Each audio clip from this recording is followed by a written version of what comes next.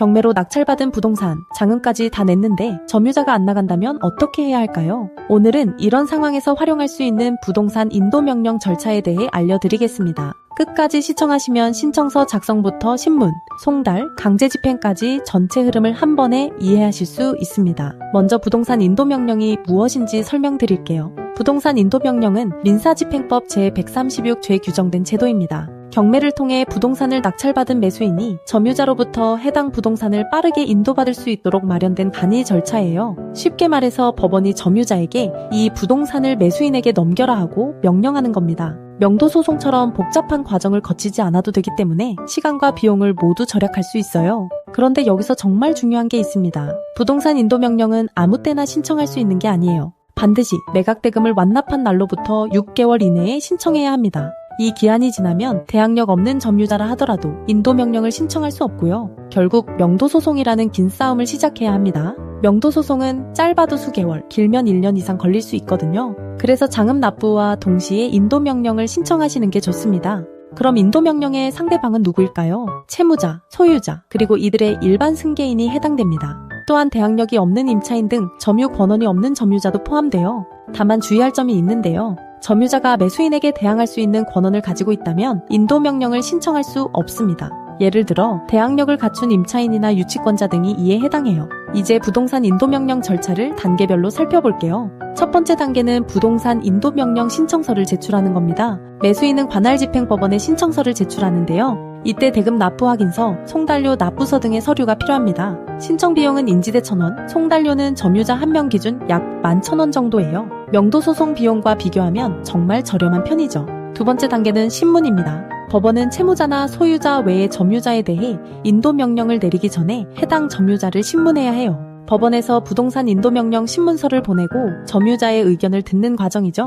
다만 점유자가 대항할 권한이 없음이 명백한 경우에는 신문 없이 바로 결정할 수 있습니다. 신문이 없으면 신청 후 약 1주에서 2주면 결정이 나오고요.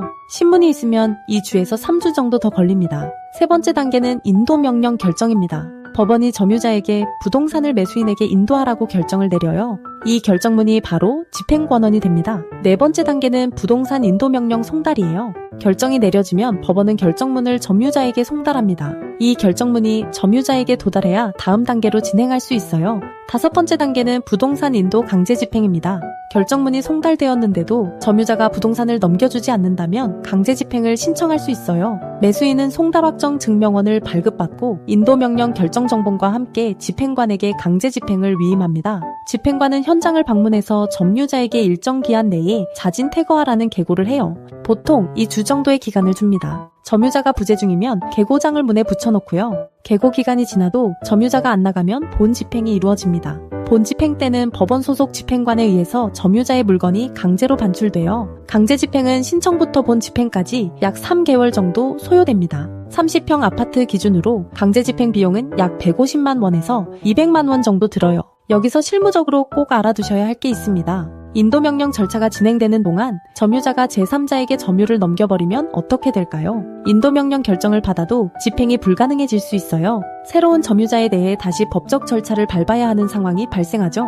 이런 위험을 방지하려면 점유이전금지 가처분을 함께 신청하시는 게 좋습니다. 점유이전금지 가처분이 결정되면 현 점유자가 다른 사람에게 점유를 이전하는 게 금지되거든요. 인도명령의 실효성을 확실하게 확보할 수 있습니다. 그리고 점유자와 협의가 잘 진행되고 있더라도 인도명령 신청은 해두세요. 경매 특성상 점유자가 약속을 지키지 못하는 경우가 많거든요. 협의가 잘 되면 강제집행 신청을 취하하고 예납 비용을 환불받아서 이사비로 지급하는 것도 방법입니다. 대화와 법적 절차를 동시에 진행하는 게 가장 현명한 방법이에요. 실제로 대부분의 경우 인도명령 결정문이나 강제집행 계고를 받으면 협의를 통해 자진 퇴거합니다. 법적 절차가 진행되고 있다는 사실 자체가 점유자에게 심리적 압박이 되기 때문이에요. 그래서 인도명령이라는 강력한 무기를 갖고 협상에 임하시면 됩니다. 부동산 인도명령은 명도소송보다 간이한 절차이긴 하지만 법적 요건을 정확히 파악해야 해요. 점유자가 대항력이 있는지, 신문이 필요한 상황인지 판단하려면 전문 지식이 필요합니다.